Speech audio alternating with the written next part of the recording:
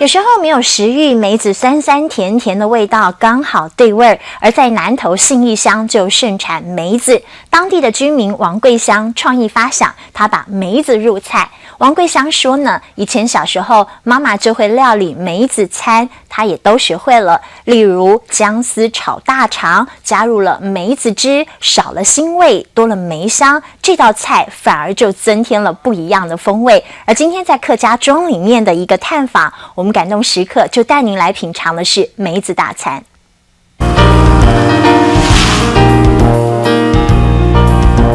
南投信义乡罗纳村盛产梅子，当地居民利用这项特产开设餐厅。餐厅老板娘王桂香以梅子入菜，厨房里传来阵阵香味。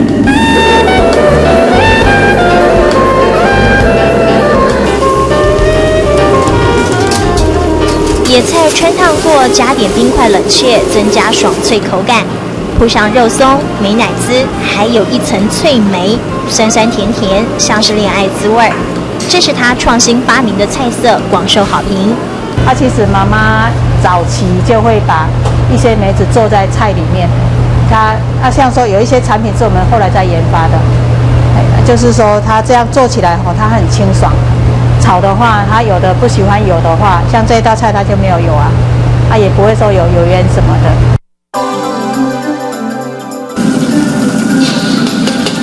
厨师换人，他是王桂香的女婿，从丈母娘身上学习厨艺。鸡肉先炸再炒，加入梅汁，创意组合，别有一番风味。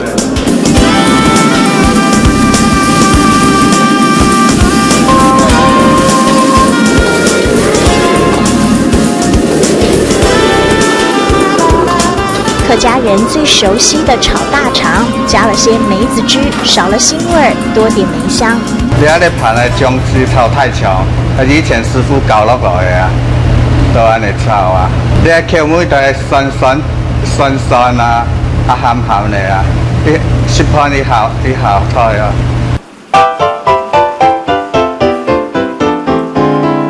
满桌的梅子餐能够做得一手好菜，王桂香说这是妈妈传授的。做什么菜做什么料理，会想说妈妈是怎么做。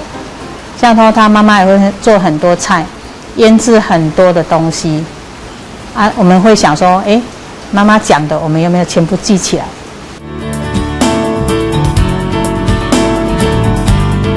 吃一口白饭，配一口梅子餐，回忆涌上心头。王桂香努力传承妈妈的好味道。母女的情谊借由客家的梅子紧紧相连。餐桌上梅汁、梅酱、梅子餐，酸甜滋味在南投幻化恋爱般的感动时刻。